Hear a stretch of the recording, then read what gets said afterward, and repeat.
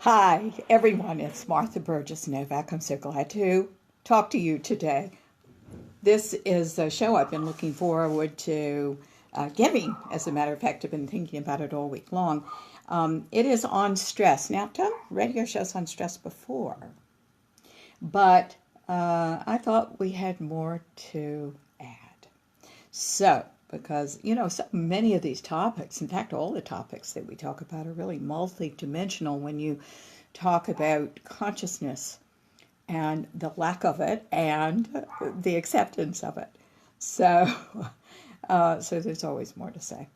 So if some of these shows, if the titles seem repetitive, I hope the shows will not be in any way. I'm awfully glad to be with you today.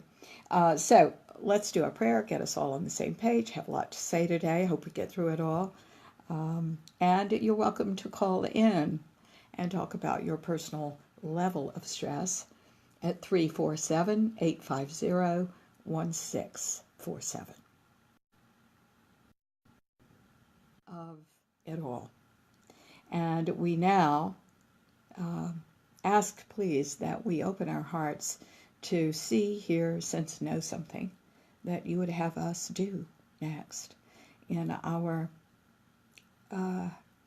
search to be closer to you.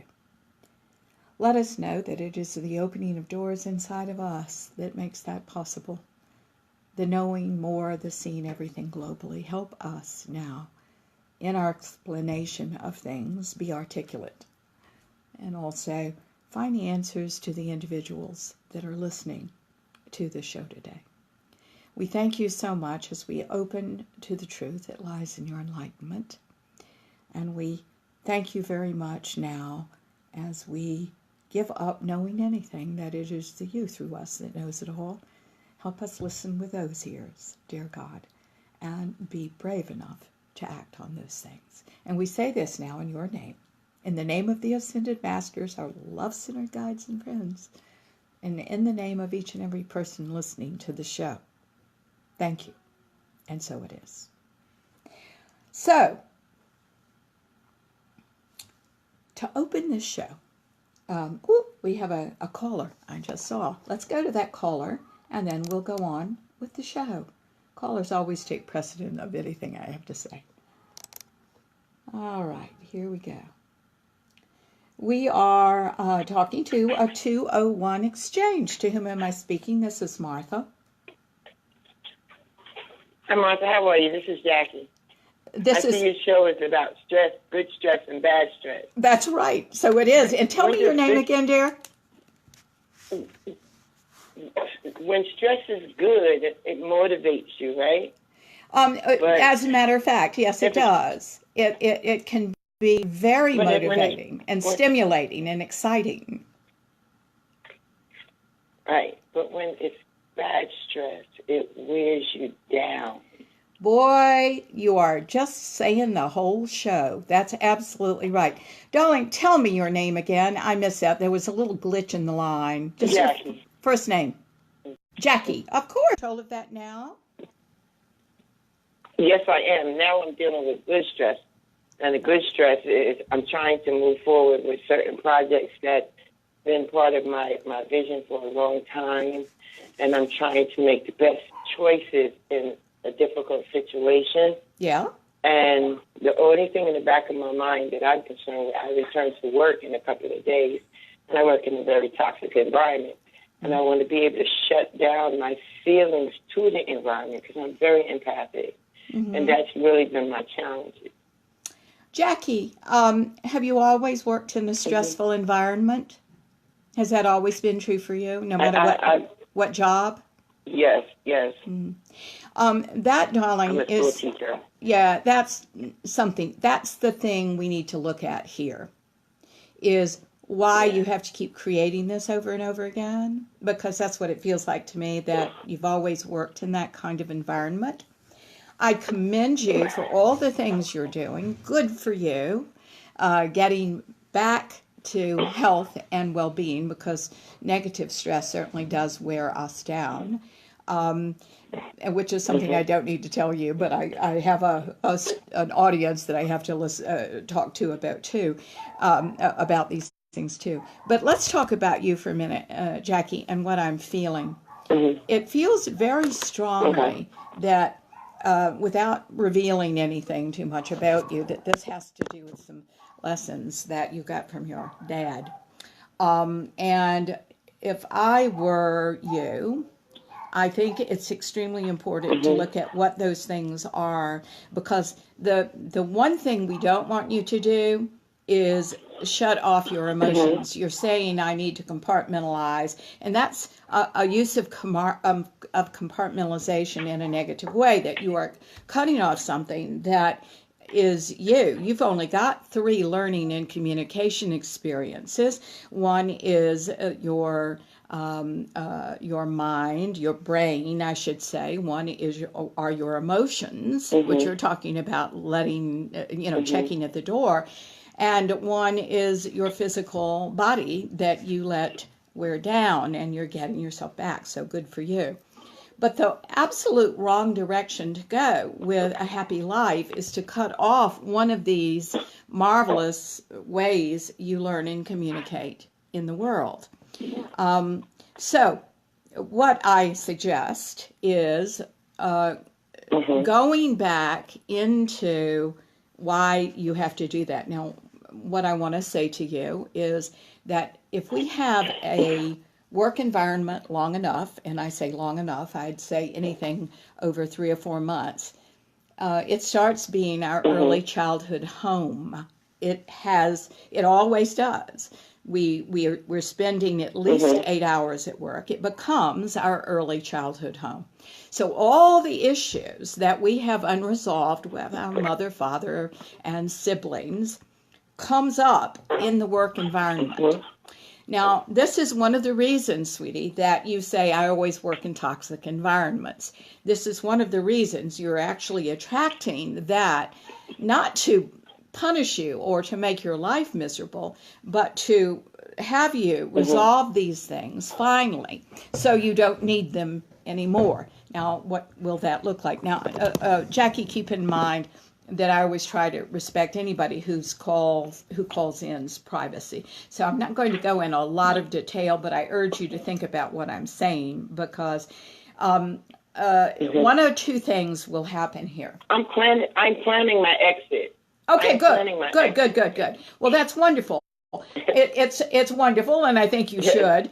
It will relieve you. However, Jackie, what I want you to know is this is what you create over and over again. So we need to fix why you have to create this when you're a perfectly wonderful person and you deserve to be happy at work. I love my work. I think we all should be happy at work. And we spend so much time there. We have to be happy. But if you've never created a real happiness at work, we've got to look at why you don't do that. So one or two things will happen. Number one, your mind, and I say this not just to you, but to the studio audience as well. To the audience as well. Number one, your mind will change about your perception of the place will change. A lot of times I have people that are clients of mine that say, oh, so-and-so has gotten so nice. Oh, it's, so-and-so has changed. And it's not the so-and-so that has changed. It's actually them. So that could happen. The other thing that could happen is that we finally free you from attracting toxic environments, and all of a sudden you find yourself happy where you are. The main goal of my work and many other people's work is to have you be happy, but we have to also see if we see a pattern of you always creating the same thing over and over again. And if that's true, that is what I am always concerned about, and concerned about helping you through. I had a man one time that didn't understand this. He just couldn't get it. I know you get it, so that's not why I'm saying this, but for anybody out there that's having a hard time understanding what I'm saying, hi guys, hello Gina, hello Poppy. There are people that are tuning in that my Facebook Live is telling me. I'm so glad. So going back to my story about this gentleman, he had a Band-Aid on his hand, and I said, sweetie, you are trying to use me like that Band-Aid. You got cut, you get cut over and over again. You put Band-Aid on it, but I'm really interested in why you keep getting cut. That's what I do for a living. Fix that, not the just putting a Band-Aid on things. Now, because you and I are talking on the radio, and you're not a client of mine, Jackie, I want to say to you, I can only go so deeply in our discussion of this. I will say that this has to do with your dad and his idea of work, even if he wasn't around. It's what you formed in your mind as your father, you see? This is a lot trickier than it seems on the surface. It's just the way it is. And if he was there, there is some instruction that he's given you that is not terribly positive and is kind of sabotaging you in this respect. I know I had one client whose father worked at a job his whole life that he hated. And she had in her mind that she could not ever leave her job that she hated because she was loyal to her dad and what he taught her, but that was not in his best interest either. So at some point we have to free ourselves from this old stuff. Now, I don't think that's your problem. I think that there's a problem with self-respect and self-esteem that your dad had something to do with here in terms of you, my dear. That's the feeling I get.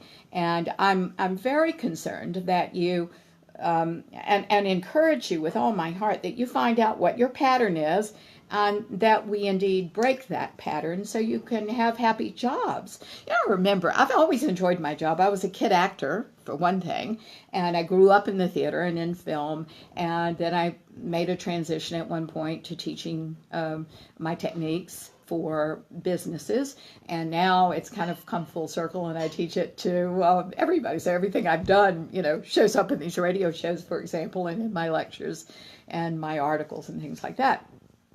And what I want to say is that I think one of the really important things that you learn in the theater is that you have to perform. I'm going to talk about this a little bit later in the television, the radio show, but you have to reach a certain level of your excellence.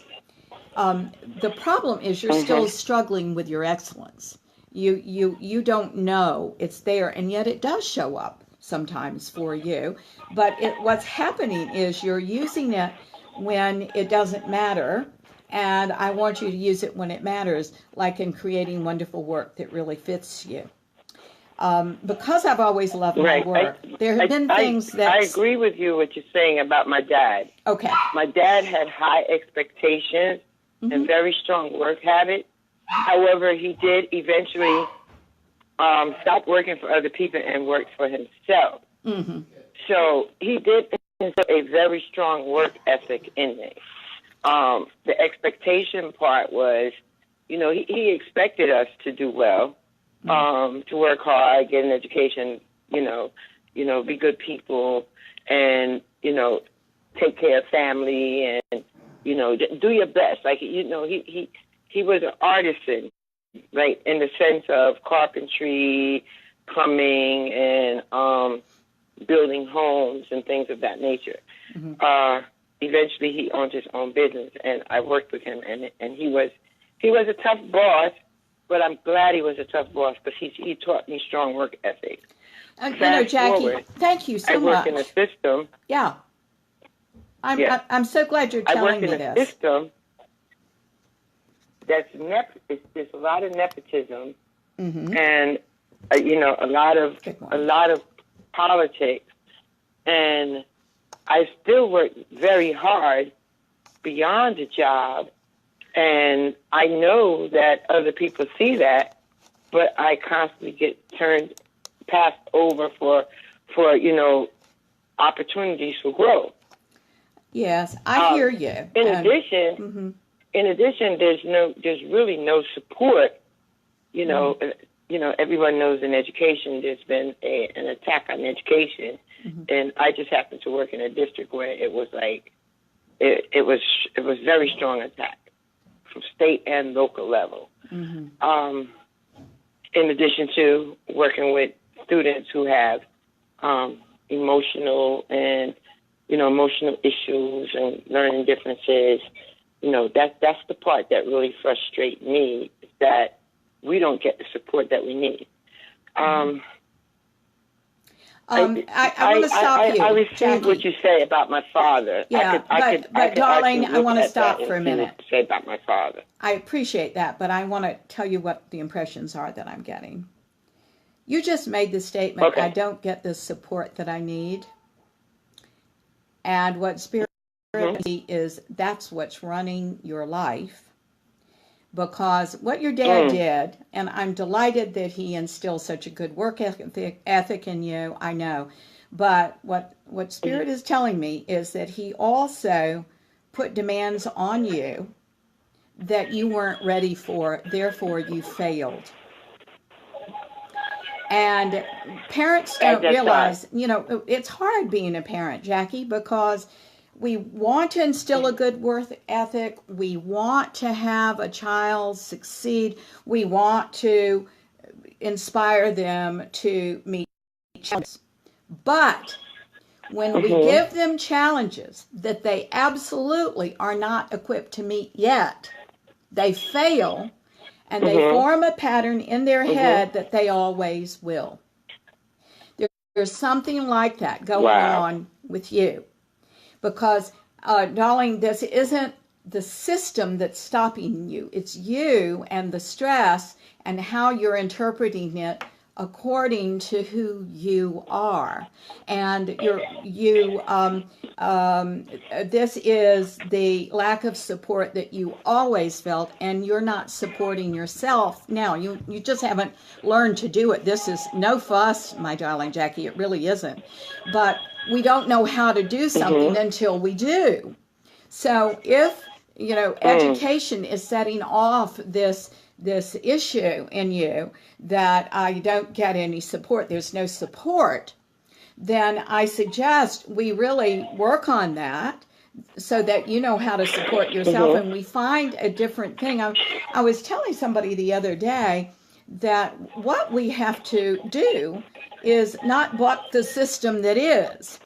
We have to either learn to work with the system, or we need to trust God that God is working, of course, in the system, which is what I always do, or we need to get out of the system, of course.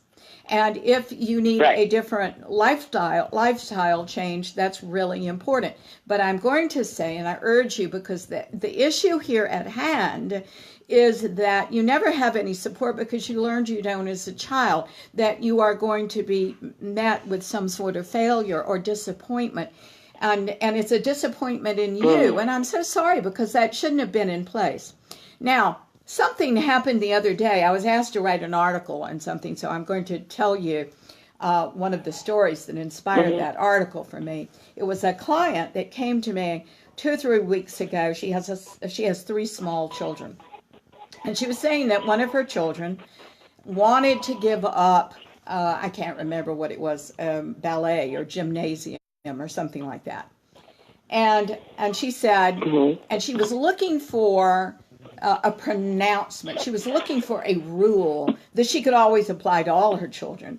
Either don't let them quit because they'll learn to be quitters, or let them quit and do anything they want. Okay. And she was looking for one of those 2 answers, and I said, those are not the answers. What the answer is you sitting down and talking to your child about whether or not they have a legitimate reason for wanting to quit. And it is a case-by-case situation. And if it is not a legitimate reason and something they need to work through, you need to teach them how to work through it, because they don't know how to do that, but you do. Hopefully you do. And if you don't, you need to go learn it. And then if they do have a legitimate reason to quit, for God's sake, let them quit and give them another wonderful something to do so they can see whether they like that. Now, something like that happened to you. Your dad liked these kind of rules, and he had these very strict ways of doing things. You were forced to do something, and probably a lot of things that you really weren't capable of yet doing on your own. So you've got rather a low idea of what you can accomplish, and that's a mistake, because I think you can accomplish quite a lot, but you need to learn how to do it. If you didn't learn in childhood, you just need to learn it now. You know, and I think something like that is going on with you, because you're perfectly capable of a better job than what you've got, and you're always kind of shooting lower than you're capable of doing, darling. And that's one of the reasons you're unhappy, because you're not using some wonderful talents that haven't been explored yet in you because of some of these old ideas. There's no pronouncement. You know, when we're afraid of living, we like rules, but we never ask ourselves if the rules do indeed apply to us or not. And when they don't, and we force ourselves to do them, that's where the negative stress comes from, because we're not going with God and the God in us that's trying to give us a better life. Now, I feel very strongly about that for you, so I want you to think about what I'm asking you to think about here, okay? Right. Yes, definitely. Thank you. Definitely. Because I think you could do a lot better. I really believe I hung in there because of job security, you know, the pension, invested in the system. And because, you know, if I went to, let's say if I stayed in the field and I went to another district, I would have to start all over again. And it's not like how you could go to a job and you go through a probationary period for 3 to 6 months. You have to go through a probationary period for minimum 3 to 5 years. So out of necessity, you know, that's why I stayed in it. Now, in terms of my father, I do understand that. Well, it's some of the old father influences, darling, that are telling you have to play that game. First of all, that doesn't sound a very good deal to me. So I'm not sure that that's a deal that I would sign up for to begin with if I knew that the system worked like that. And then, you might want to think outside this thing, because that's not a very good arrangement. You can stand there with your fist in the air and fight City Hall all you want, but you're not going to win against a system that's already in place, you see. The other thing I want to say about that, dear, is that let me tell you another story that's a little out of context, but the lesson here is the same. Several weeks ago, I had a woman come to me who is interested in leaving her husband, but the husband pays for everything. And she does not make a lot of money on her own. She just contributes a little bit to the mutual pot, but not much. And so she has some children, and here she is thinking of leaving her husband, and she's panicked and doesn't feel she can leave her husband, not because she loves him still, because she does not, but because how's she going to make a living? And so the first thing I said to her was, well, for heaven's sakes, you've got a gun to your head. You can't go anywhere. And that doesn't feel good, and that must be causing extraordinary stress, you see? And she said, absolutely. So I said, what are you going to do about it? And she said, well, I don't have any plans to do anything about it. And I said, well, you better, you know, because I don't know whether your marriage is going to make it or not. I'll certainly do everything I can to help you both, but we have to prepare for anything, because you all will have decisions to make down the road. But right now, you can't make any decisions. All the decisions are out of your hands. So I want to put this on the table. This has a bearing on you, Jackie, because what you're doing is using that as an excuse, i.e. a gun to your head, saying that you have to stay there, that you can't start over, that you can't go anywhere else, that there's nothing better to have. Darling, those things are not true. That's what you're telling yourself. And we've got to put some things in place for you and for your life so that you have no gun to your head and you have places to go and things to do and places to move. You see? That can't be, that cannot be a gun to your head. That cannot stop you. So how do we do that? Well, maybe you need a second job. Maybe you need to go investigate something else. Maybe you should take a chance on going out. Right. I punched the wrong button. Maybe you won't lose anything at all. Maybe there's a district or a different state that will allow you to do something else here with what you've got. But you've got to go investigate that, because right now your situation isn't good. You either need to learn something new, to apprentice somewhere else, to do something else with your talents, because this isn't working for you. And as I said, we can stand there with our fist in the air for a long time without doing anything for ourselves. And you can't use that as an excuse not to do for yourself.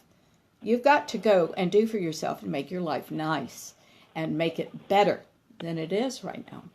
So I don't believe in guns to the head. I think when we recognize that there is one there, we've got to believe we've got to believe we can do more and go see what you want to do. For example, this I know that it wears you down working at something you don't want to work with. I know it does.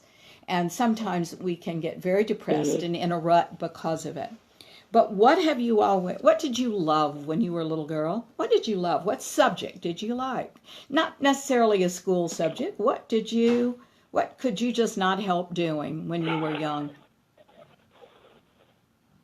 Well, I like building things. I like working on structures of the home. That's marvelous. Projects like that. Yeah. I like real estate. I like restoring things. I love that, Jackie. It's just this summer that I've been inquiring about even taking this real estate course. Yes. Because I've been dealing with real estate agents myself, and I know there's a better way to do things. Jackie, there are a lot of things on the table for you here. I'm like the people on the home Good show, morning, Lisa. Yeah. who would buy properties and flip them, things like that. Like I love that. Well, I love that too. And rather than taking that much on yourself to begin with, why don't you go work for a marvelous construction company or builder? Why don't you go do that? Why don't you go and look at interior decorating? Why don't you go and look at some sort of design class? I think that would be a really good place for you to start. And it would free your mind up so you don't have your hand in the air about these people. And then it might open another opportunity. I would certainly look at other opportunities to do something like that. This is the way you were reared with your dad. So for heaven's sakes, let's go and find something that you enjoy doing. You don't enjoy doing what you're doing right now. Now, that's the bottom line. Regardless of how messed up they are and how they do business and what their policies are, you don't enjoy it. It's not going to turn into something ideal. Let's go train or do something that indeed you would enjoy. I think of also home inspection and that kind of thing. Those are courses you can take you'd be very good at. Right. Real estate. Exactly. And you're right on it. You're definitely right on it, because this is the conversation that I've been having with my husband just this past week, in terms of preparing for the future. Like I said, I'm planning my exit plan. Yes. I don't want to be the person who stayed in the system, just because of job security. I've reached that point where I realize job security doesn't matter, and I'm going to tell you why. I've seen people get very, very ill, and other family members get very, very ill because they're ill. Okay? I've experienced it myself, where when you're not right, your family end up not being right because you're not fully there. You're right, Jackie. You're bringing work home. You're not getting any downtime. Your brain is constantly being pulled in a million and one direction, and there's things that you have absolutely no control over, but you're being held accountable for it, right? Yeah. I've seen people who have died after going through so much changes on these jobs in the same system, and a week later nobody remembers them. I know. Yes. No one saw the work that they were doing in the stress. And another thing that I've been noticing, a lot of colleagues that are finally making it to retirement and retiring, they're not living no more than 5 years after they retire. Sure. And look, I'm 53 years old. I'm not trying to be in that boat. But darling, I'm not. Yes. So I'm constantly looking for the next thing for me to do. I am delighted that you are doing that. I finally reached that point where I want to. Now, I think that's real important. Like, take this and shove it.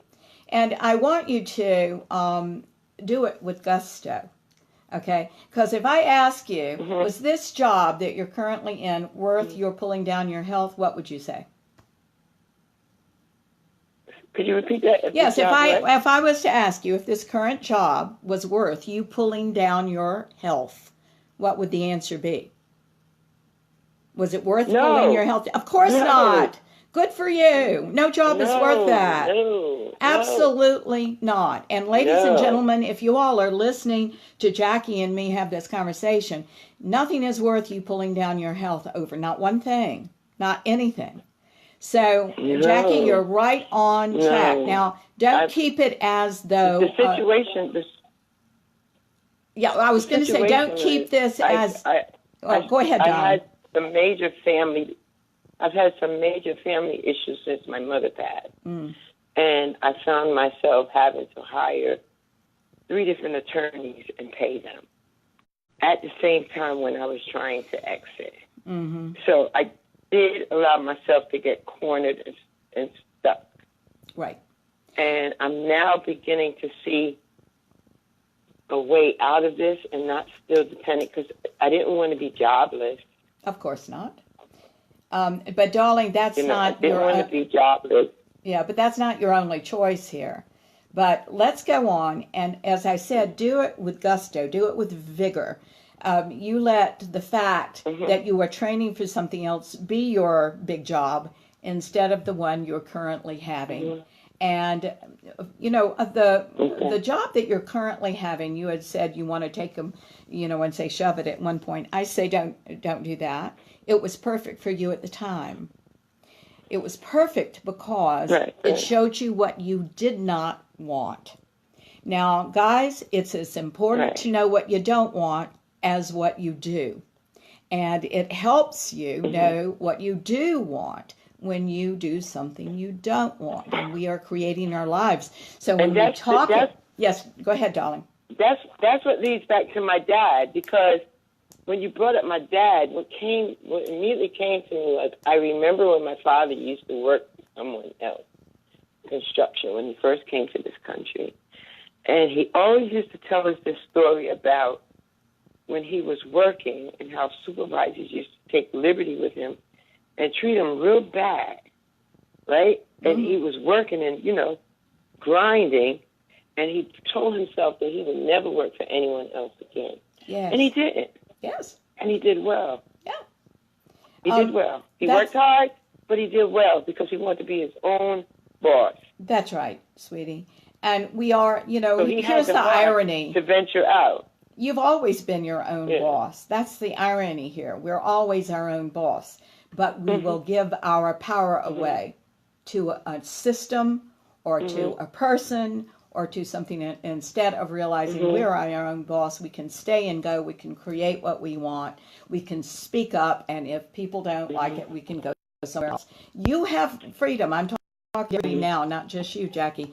Everybody has the freedom to create their life. You have the freedom. However, most of us don't give ourselves the permission to do that. And that must be given. So, darling, good for you. Please let me know how you're doing, will you, Jackie, when you work yourself into a new situation? I'm very pleased with that. I will. I got other things. I got some things looming, but I hear you. And I'm glad I had this conversation, because I really was just calling in to listen in. Yes. Because I have been dealing with stress. Yeah. And I see the effects of what stress did to my body, my endocrine system, everything. Blood pressure, the whole 9 yards. Oh, yeah. And, I'm going to tell you, that's true. I'm taking my power back. I'm taking my power back. I'm snatching it back one way or the other. One way or the other. I have no other choice. Well, if we're going to be happy, we don't. Next week, we're going to have a radio show on happiness and what happiness consists of and how to be happy. But today is the start of that show when we're talking about stress and how to handle it.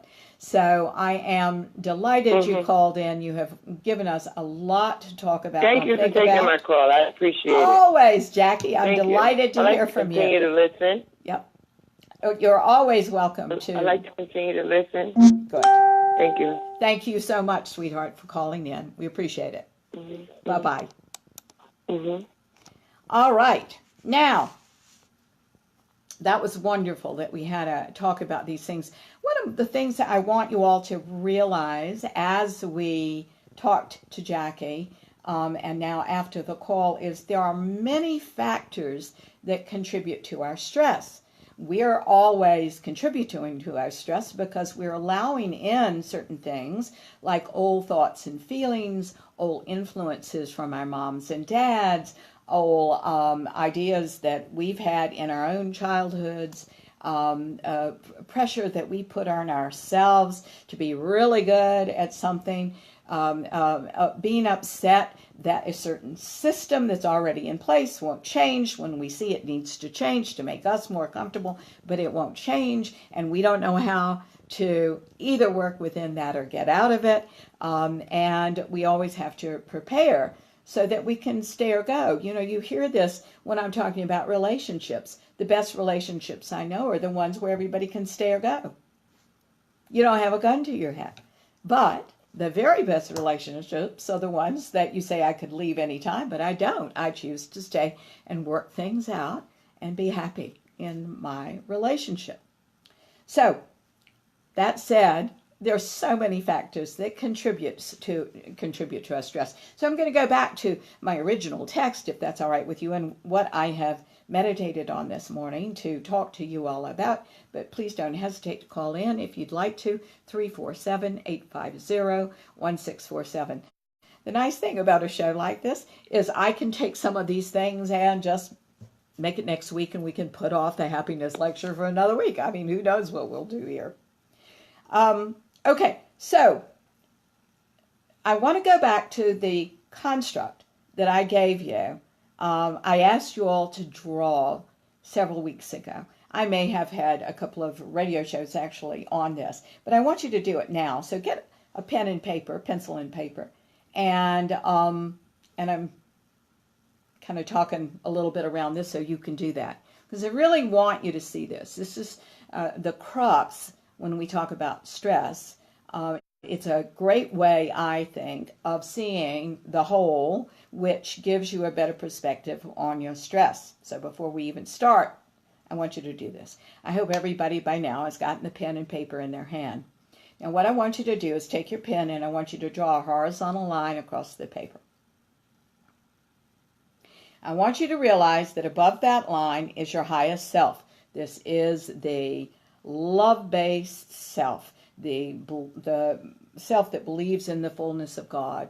It is, and I coined this word, potentialized in every respect. It contains your potential. It's generous, it's kind, it's global in its thought and feeling. It sees what's wrong and what's right. It sees everything in the context of the whole. So your unhappiness of whatever nature in this moment is understood and accepted as a moment in time in the arc of your life, and certainly not a place to stop and hold on to. So that's the higher self mentality and perspective above the line. Now what's below the line is what is generated by the ego child's mind. It is the fear-based self. It believes in the absence of God. It is unpotentialized. Your potential can't exist if you are stuck there. It is self-indulgent. It's self-focused. It's narrow in its thought and feelings. It sees what's wrong, rather than the global point of view. It often generalizes and says, I see what's wrong, that makes me wrong. That's one of the common generalizations, right?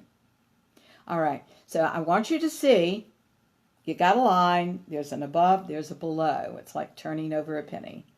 heads, tails, right? Okay, now, this is what I want you to do with that line. I want you now to draw a vertical line through the horizontal line. And here's what I want you to do. Down at the bottom of the page, at the bottom of the vertical line, I want you to write the words negative stress. Down at the bottom, negative stress, right below that vertical line. Now follow that vertical line all the way up, yes, through this horizontal line, all the way almost to the top of the page. And at the top of the page, I want you to write excitement, productivity, movement. Write those words. Okay, now this is in essence what Jackie was saying in the beginning of our conversation. All right. Under the line that you have drawn, we stress ourselves out with a negative stress. How? By making poor choices, by overcompensating, by maneuvering instead of telling the abject truth to ourselves and to others, by fearing exposure, by feeling like a fraud, by desiring approval from others instead of giving it to yourself, by overworking for the wrong reasons, by taking things too personally, by always expecting a fight or a disappointment, by waiting for the next blow, by struggling with the lack of money, by struggling with a dysfunctional relationship instead of finding solutions, by being dependent, by trying to control people and our environment instead of learning how to work through problems to dynamic solutions, by suppressing emotion, by not knowing how to deal with emotion and put it to positive use, by being emotionally dishonest, by worrying, by trying to reach some absolute goal of perfection when one doesn't exist except in our own child mind, by having panic attacks. They exist in below that line, which is just an extreme state of fear. That's all it is. By always looking good and putting a lot of pressure on ourselves to look good and maybe even better than anyone else. By being narcissistic. We do this by wearing masks instead of being fully ourselves. By doing what we ought to do instead of what we really choose to do. By never, not once, asking ourselves in our heart of hearts what we really want and making steps in that direction to achieve it. We'll stop ourselves. Sorry, I'm trying to stop the cat from coming over here, and I just think he's going to. So here we go. This is Schnitzel. He appears every single radio show. He is a dear, dear cat, but he just wants to sit on people. And if you were here, he'd be sitting on you, probably. All right. And if we don't ask ourselves what we really want to do, and you're going to hear more about this in this radio show, we don't make steps to achieve it, which are going to make us feel better, you see. We just stop. That's what's below the line. And we also feel there that we don't have any answers, and we have no options because we don't have any answers.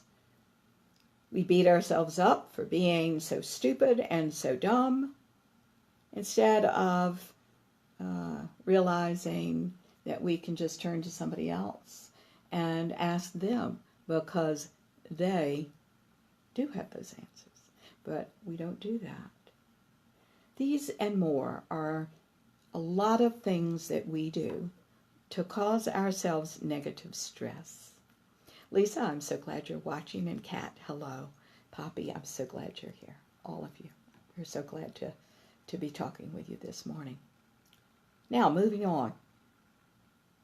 If this goes on long enough, like Jackie said, We have headaches, we have an elevated heart rate, our blood pressure goes up, and the physical results of chronic stress really are all over the internet.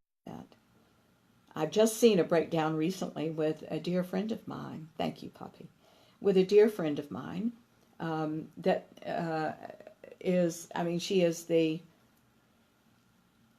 example right now that's on my mind of chronic stress. It makes me so mad. I'm so sad because years ago, before I knew her, she had a TIA, which is a small mini stroke, they call it.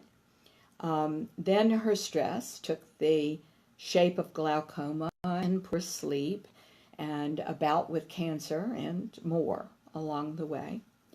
But she didn't want to change her response to stress. She wanted to keep doing what she was doing. Even when I suggested to her she had a problem with this and we had to take certain action, she didn't want to do it. So she recently had a heart attack. She's all right now, but I hope she sees the writing on the wall, because it was just one stress-induced thing after another. Doesn't that tell you you should do something about it? I hope she will. She is such a great human being. Now, going back to that threshold exercise that I just asked you to look at, can you see that what is below the line is necessary? I'm going to tell you why, and you might want to write this down. Because everything you want, which is all in the realm of the higher self, must exist in energy before it can exist in reality. I'm going to repeat that sentence because that's an important sentence. Everything you want must exist in energy before it exists in reality. In other words, your negative stress that you put down at the bottom, and I just gave you all the examples of how it come out, and you may have more. When you cross the threshold, when you work on yourself to resolve these things and stop your doing what you're doing, when we confront you about this and find out why you have to do it, it changes into what we talked about: movement, productivity, and excitement. For you to feel those things, you have to face the negativity of it and what you're doing, so it frees itself every week of the work on ourselves or this radio show into what it really is, in the highest self. Both of these things exist for you. We have these choices. We can face and let go of all of those things. By the way, what we can't do is say, I have negative stress. Let's get rid of it. Oh, that would be such a lovely thing to do. No, these things have to be confronted in you. The way you're using it. We don't get to say, get rid of my negative stress. Get rid of my fear. These are just umbrella terms for how we're living our lives. And it is how we're living our lives that is the access to free us from these things. Now, I'm going to give you some examples of that. But first of all, I want to say that your issues are just to stop along the way. When you look at this threshold exercises, can you see that? But that's the problem, because most people stop below the line. They're a stop along the way being the optimum phrase here. People hold on to their old issues and have poor lives because of it. But this isn't the way life is supposed to work, and it's certainly not the way energy works. Energy, the substance that I deal with when I work with you, heal you, teach you, is not supposed to be collected and stored, hoarded and protected. It's a free-moving thing, and it should be worked with dynamically. It's supposed to evolve and become something else. Hence, the threshold exercise. You can draw 1,000,000 of these vertical lines and put any word down there that the ego is doing, and it's going to have a highest self counterpoint. And when we have freed ourselves from the compulsion to do the ego, child's mind things and think that way and conduct our lives that way, you're playing in the fields of your excellence when you cross that line. And you have a choice. The closer you get to that line, in other words, the more you release these to use the choices that are available to you that are higher and more loving and certainly more productive. So your energy of stress is also impeded by your judgment about it. Your refusing to look at it, your shame about having it, and your protection of it and your fear of exposure, all those things we'll layer over what we're doing egoically. But here's something I must tell you. You don't have any more to be ashamed about than the rest of us. You don't. Humanness is composed of glory and mistakes. I'm going to say that again. All of our humanness is composed of glory and mistakes. And if you're separating yourself from your humanness, you can't get to your divinity because it's in your humanness. It's in the acceptance of that. Your perfection that you so try to achieve is in your imperfection. So if you're avoiding it and trying to not look at it, you can't get to it, dears. This is the esoteric journey. Things are in what they don't seem like they're in. There's joy in grief. I know you felt that. That's a common one to feel. When we lose someone, we're overjoyed that they're free from their suffering. We'll miss them. We're sad. But we also have that element of joy. And if you happen to believe, as I do, that we will see them one day again in different forms, in different ways, wow, that's something to look forward to, is it not? Okay. All right, let's go back. Humanness is composed of glory and mistakes. I'd like you to accept that as a given. But here's some things to know. Number one, we can change our minds about these things. And number two, we can accept the whole of us. That's a big old W-H-O-L-E, and it's capitalized.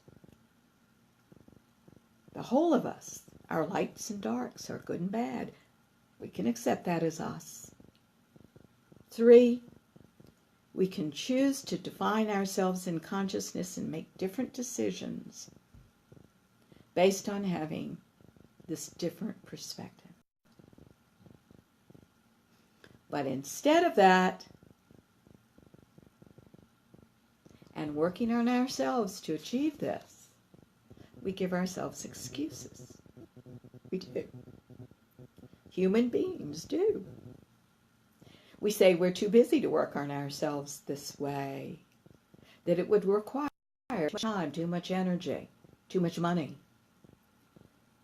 We have to rear our children, after all, and meet our spouses, bosses, mothers, fathers, friends' expectations, the world's expectations, the community's expectations, the PTA's expectations.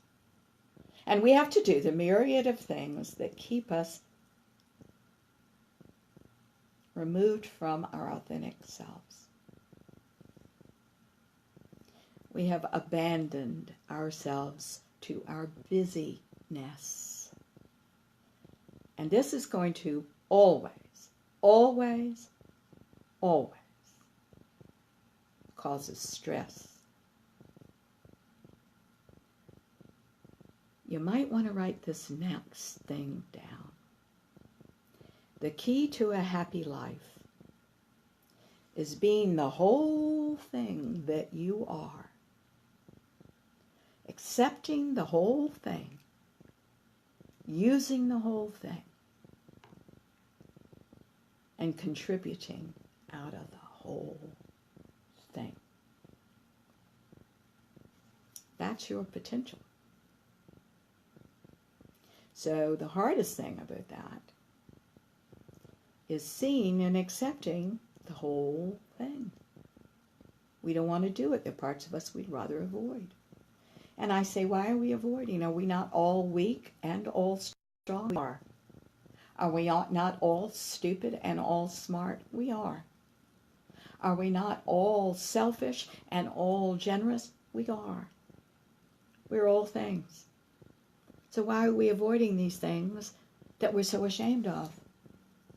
We shouldn't. We should accept it as part of the whole. Because when I ask someone, is that all you are? When they're saying, I'm such a failure. Are you entirely a failure? The answer is always no. But yet, that negative is the investment of your energy. And whatever you're investing energy in is what you think more about, what you believe you are, and it's going to influence how you live and what your life looks like. Okay. Now, that said, people are still caught in the web of their issues, and it is a web. I think that's a good way of putting it. And at the base of our issues, a lot of times, is one word, anxiety.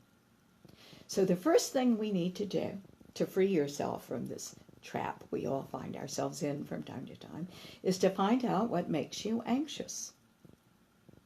That's something else you can't just get rid of in a general umbrella term. You can't say, I'm anxious. Get rid of it. We've got to know what makes you anxious.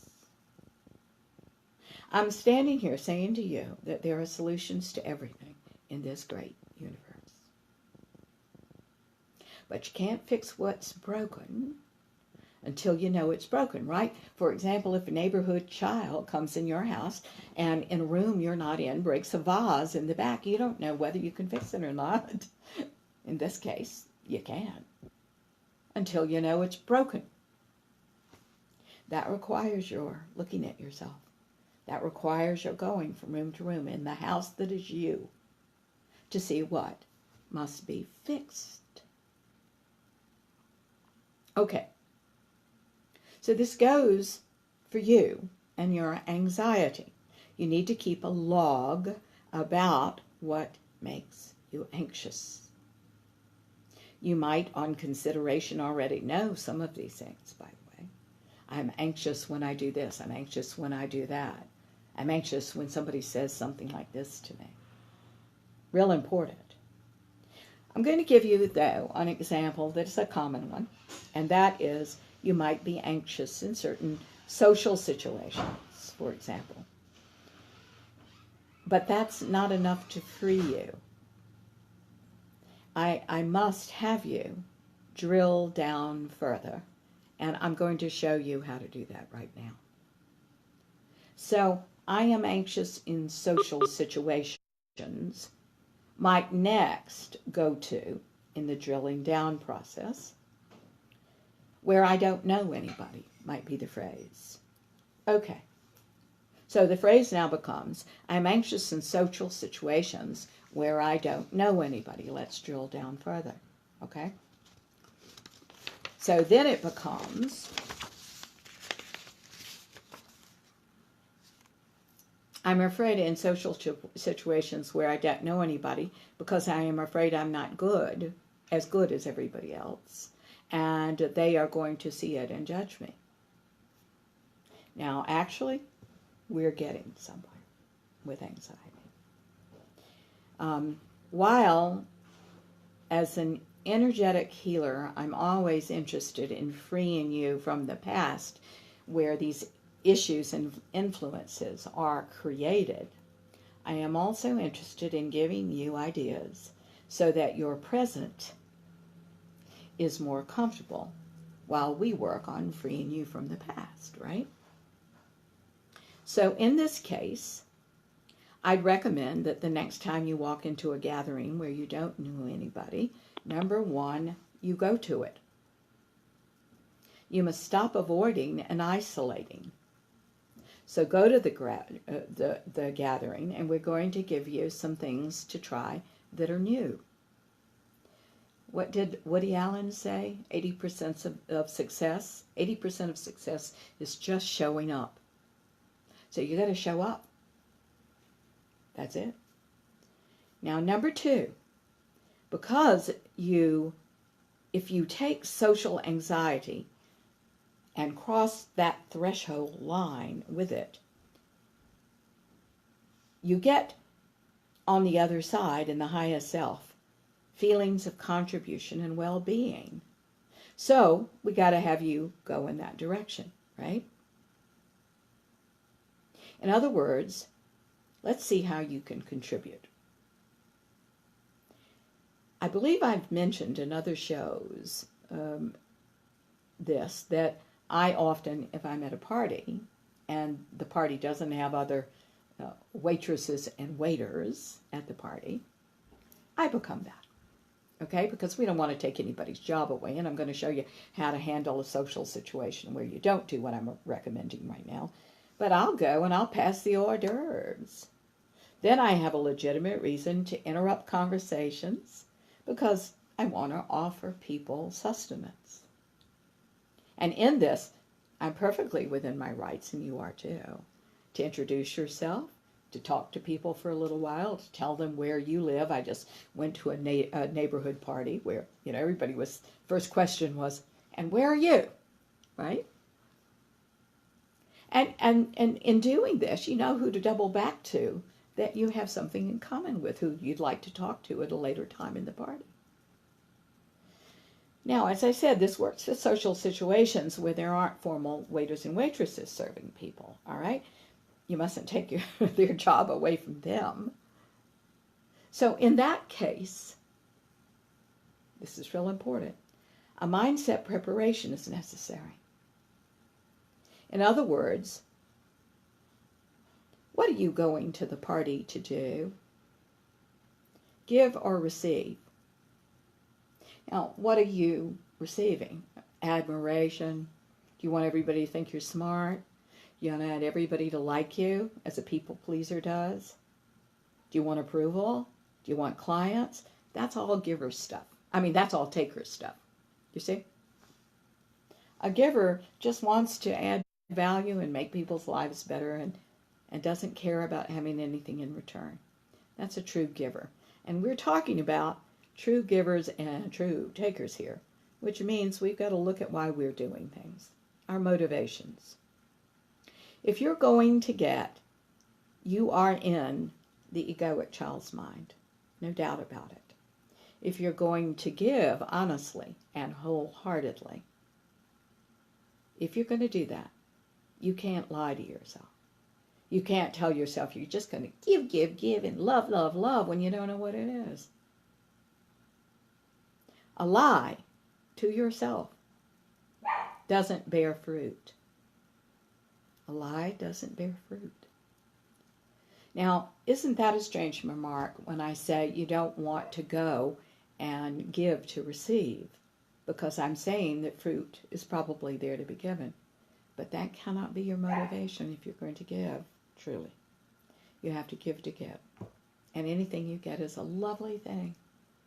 But you don't give to get something back. That's ego. Now, if you think this is easier said than done, I wanted to say something to you. And I say it with all love. That's an excuse to do what you have been doing. All right? You see, you have gone to that loving, highest self giver place with no selfish agendas. You've gone there many times, or you wouldn't even be listening to a show like this.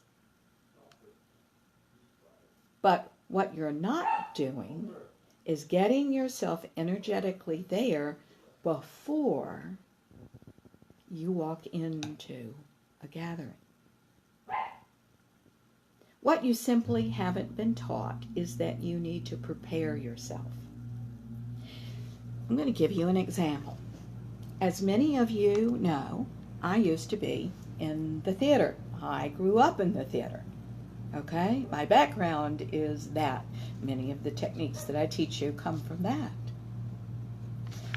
So, as an actor, I want you to know I do the same show night and day after night and day.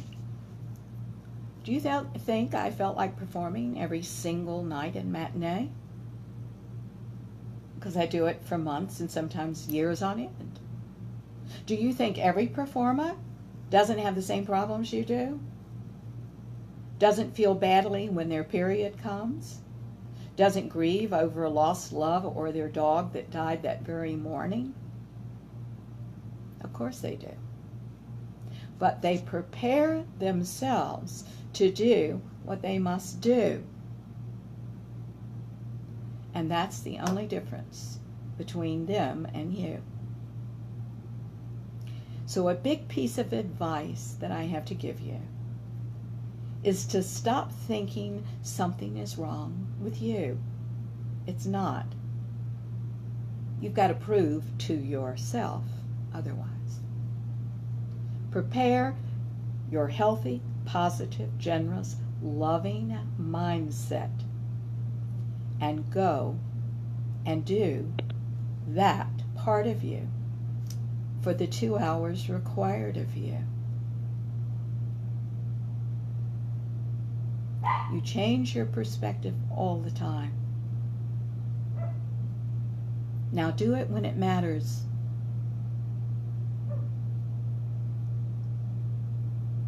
And then, here's the second part of this. Come home and give yourself a big reward. That's something else that negatively stressed people don't do. They don't for a job well done. Most of the time they're hoping someone else will see their virtues and do it for them. But this is coming from the egoic child's mindset and the dependent child inside all of us as adults. And to fix this, you simply need to have an awareness that it's time to reward yourself for breaking an old pattern, for taking a chance on you, and for being authentic. In those times, because lying to yourself is not going to get you anywhere. An example of this might be to have something yummy to eat in your refrigerator when you have just done a hard job, when you've told someone the truth. Or you might give yourself a massage sometime in the week, or allow yourself to go buy yourself a new CD. You need to directly tell yourself, I broke an old pattern today, and I'm proud of myself. And this thing I have chosen to do for myself marks a significant milestone in my life. You see, it's not always the big things we do. It's these day-to-day small things we do that make life worth living. And it isn't the things that we are given that make us happy in the long term. It is the things we give ourselves. These private moments nobody can reward you for, because you're the only one that knows what happened. It only means something to you. Now, I want to say you mustn't impose upon yourself, however. And when we start the consciousness journey, and I ask you to do something like this, we often get imposing on ourselves, which I'm going to give you an example of, and contributing to the happiness of our lives, confused. So here's an example. I have a darling client who is still in my classes and is brilliant now, but years ago, she got confused on this point. I told the class a week ahead of time that the next week's class was going to be a very emotionally challenging one, right? And I wanted them to know it in advance. So as part of their homework, they were going to reward themselves after that class. I was just giving them a heads up about it, right? So 2 weeks after the warning, 1 week, of course, after the hard class, I asked each person in the class to tell me what they'd done for themselves as a reward for going through that class. And each person had something wonderful to say, very life-enhancing that they'd done for themselves, except this one woman.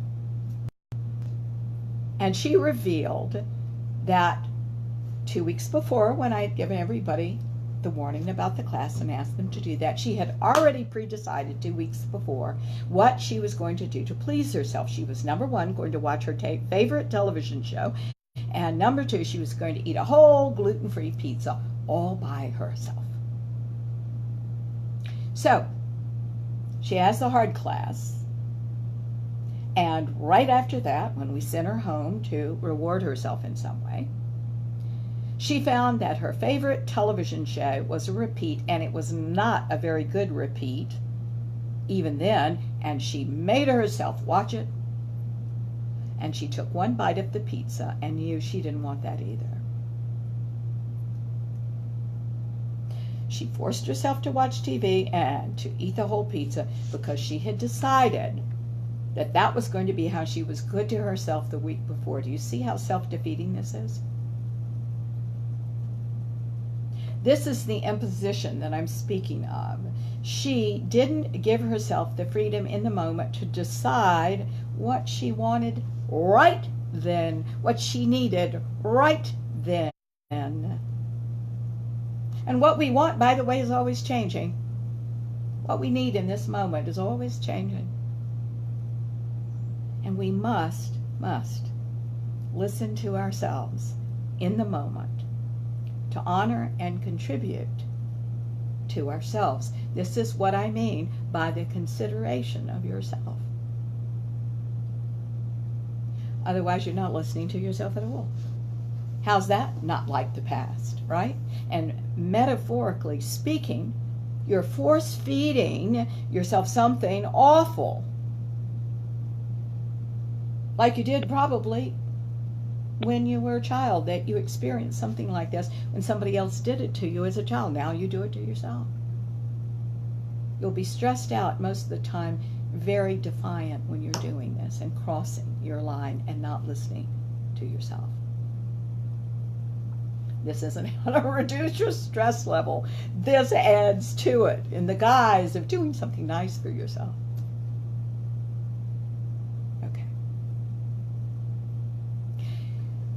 Let's talk about another dynamic way to handle stress, negative stress. Here is a wonderful way. Do something creative. There was a great book years ago called The Artist's Way. Nice book. I do recommend it. I get so tickled sometimes how we all like to hear we are creative. You're very creative. Oh, thank you. Yes. Right? But not everyone uses their creativity. And we all creative in different ways. We may be creative with business. We may be creative with numbers. We may be creative painting or singing or dancing or doing something like that. We are all creative people. And when we don't use our creativity, you bet it causes internal stress. Because we're supposed to use everything that we are.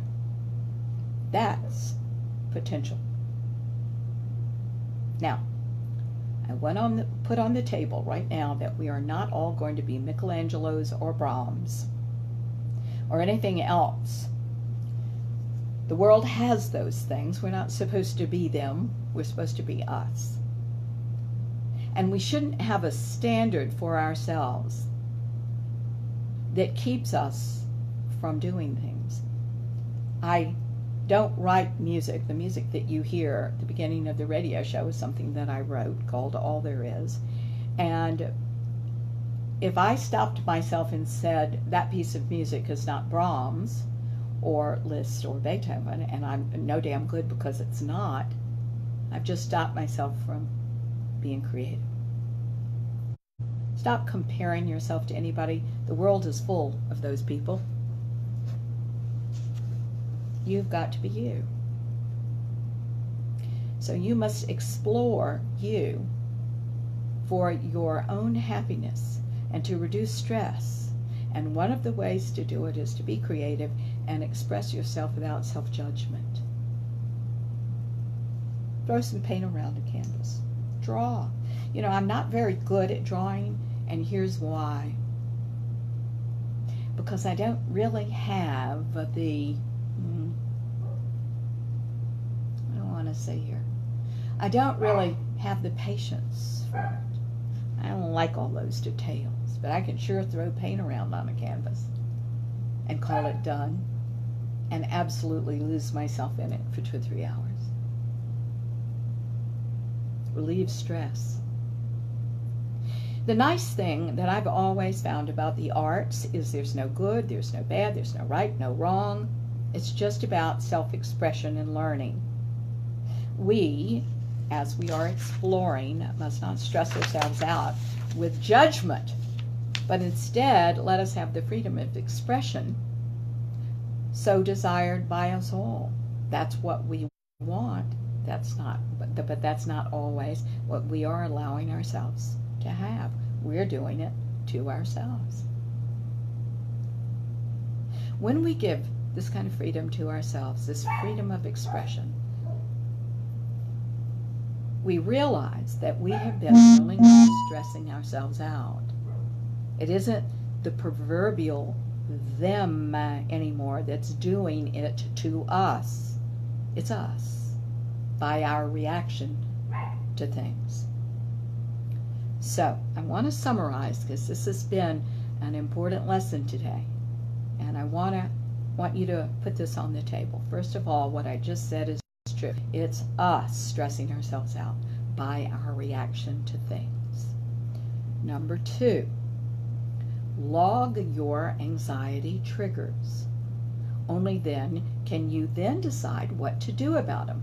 I have a trigger, like my example, I have a trigger in social situations. I don't like to enter them without knowing someone. Okay, find out why that is. Drill down. Only then can you find a solution. And if you can't find a solution, somebody around you does know what a solution is. Or find a professional who knows. Real important. Next, please don't be afraid to ask other people for advice. I read an article the other day that the mark of a really smart person is not what you think it is. It's not the smart person knows everything. It is that the smart person knows they don't have all the answer and knows who to ask. That's the smart person. Wow. So for God's sake, get over your issue that you need to know it all and you don't, and poor little you, and ask somebody who knows. The next point. Learn how to negotiate things that you find hard to do. There are ways to negotiate anything. In the adult mind, you should learn step by step to let go of your fear and know that you create the life you have. So part of this is learning what you didn't learn when you were a kid, and all of us didn't learn everything when we were a kid. A lot of the learning is right now in our adulthood. Let's go do it. Learn from somebody. Ask the questions. say, where's the line for me here? Where is it so I will know what to say here, how to handle this, how to negotiate this, so that I get what I want, the other people get what I want, we create a win-win, whether they understand it or not. Can't please everybody, guys. And we need to realize that and let that be all right. We need to learn how to do the right thing in our highest selves and not be afraid, because that's when you've got self-respect, and you'll never be happy unless you have it, you see. Another point, don't decide too early what you need. Listen to yourself in the moment and reward yourself for a job well done. Don't forget to do that in the moment. I remember a friend of mine and I were working really hard. She in her field, me in mine. And on Monday we talked about it, and we talked on the phone that we were missing each other, and we would get together Saturday and we'd go shopping to reward ourselves, right? When Saturday came, I didn't want to do anything. In fact, I didn't even want to see my friend. And when I opened the door to her, because she came over to pick me up, I could see all over her she didn't want to be together either. We were exhausted, and we sure didn't have the energy to go shopping.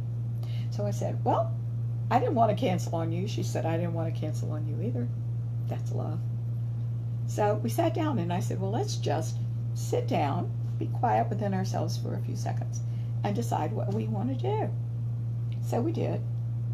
And I was the first one that wanted to know what I wanted to do. And I looked at her and I said, here's what I want to do. I want to go to Whole Foods, and I want to buy a pint of ice cream, my flavor, whatever it is, and I want to eat it all myself. That's my reward. And she said, I think I want to do the same thing. So we went, and she got a flavor that she would like, and I got a flavor that I wanted, and we came home, and we didn't get through the whole pint of ice cream, but we could have, and we ate it. And we felt so good. It was so perfect for us. And you know what? We looked at each other and said, we feel like going shopping now. And we did, and had a perfectly marvelous day. In the moment is the only place you're going to know. And if you have never asked yourself and contacted that deep part of you, that part of you has all the answers. It's the child's mind that says, I want a Porsche and I can't have it, so to hell with it, to hell with that idea. The highest self always gives you something that you can do that's going to help you with energy and make you feel good about yourself. And that's a part of you I want to have you listen to. And I do recommend, guys, that you investigate your creative self. Please do. Only in your doing that can you let yourself be free. That freedom, then, is what you say, well, I'm free there when I'm doing this. Why don't I bring that into other parts of my life? And you learn how to do that as well. You see, everything is evolvement. Everything's another step and another step and another step. The point to taking these steps, though, is to take steps in the direction you want to go, not in the direction you don't want to go. That's how to get what you want. That's how to build a momentum so that you become a great creator for your life. Now, I do want to put on the table whatever your belief system is. That God is, to me, energy. It's not the old man on the throne. I do believe this energy is love, and I do believe that is all we are unless we're in the way. The ego child's mind and all its issues get in the way. So as a last thought, I want to put on the table for you that God is good, but you have to prove it to yourself by using it. I've given you all the ways that I feel like you can go in the right direction with this energy, that you can use this energy for your good. I hope you'll combine it with other lessons. We have all of our lessons on Blog Talk Radio and on Facebook Live. They're all archived. And I need to tell you that I've joined a service now a couple of months ago, maybe even longer, that takes all of these lessons on Blog Talk Radio and on Facebook Live and posts them to YouTube. So you can find me all over YouTube and all of these lessons. Please go to YouTube and listen to everything. If you miss a lesson or you'd like to hear something again and like to take notes the second time, by all means, please do. Darlings, God has you. Sometimes we just don't have ourselves. And we're not using the energy of the highest self that'll give you everything you want. It's you, by the way. No magical fairy is standing behind the door. And you are not standing behind the door when God gave out a happy life. But our path, our journey is to go from the ego, child's mind, fear-based self to the love-based self. Now you're on that journey now. Keep going, okay? Guys, I'm a phone call or certainly an email away. You can find me on our website, www.marthaburgessnovak.net. We're a .net, not a .com. There are all sorts of wonderful findings there. We have a new app, by the way, for your iPhone. It has not yet come out on Android, but it will soon. And it's on for your iPhone. If you have an iPhone, you can start getting my second book for 99 cents on this app. It's called The Teacup Prophecies. And you can buy it in book form if you'd rather. We also have a wonderful book on consciousness and surrender and manifesting what you want called The Life You Want. You can buy that through the website as well. The website is also a marvelous way for you to punch a button and get right to this radio show on blog or on Facebook Live.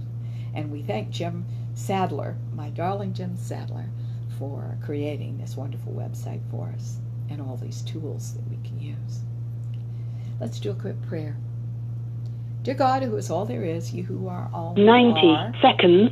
Just got 90 seconds. You who are all we are and all everything is in this world, we thank you so much for the lessons here at hand. We open now to them that today, tomorrow, the next day, sometime this week or in future weeks, we will know exactly what to do for ourselves to get us on the path, to go in a wonderful direction, to use the loving God that we are in the highest self, and to evolve, and to let our energy 60 seconds.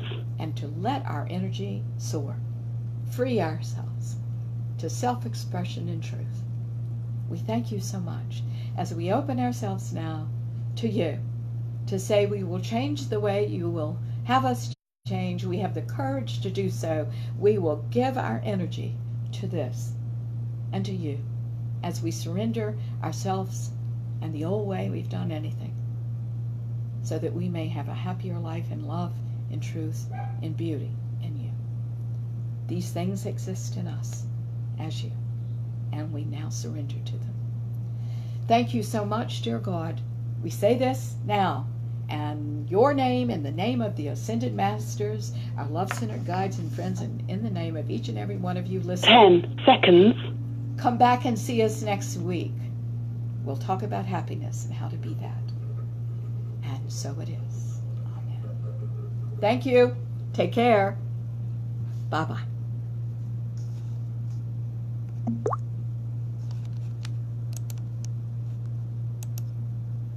Thank you for using Blog Talk Radio. Goodbye.